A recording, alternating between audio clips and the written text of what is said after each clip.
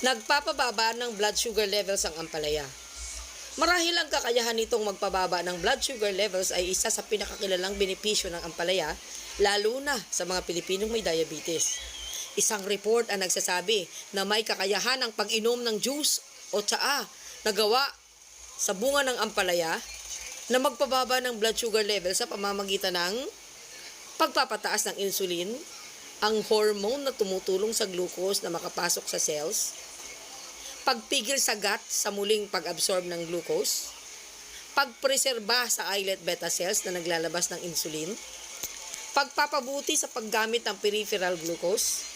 pagpigil sa gluconeogenic enzymes na tumutulong sa paggawa ng glucose mula sa non-carbohydrate sources. At panghuli, sinabi rin sa report na naglalaman ng anti-diabetic agents ang ampalaya na tumutulong sa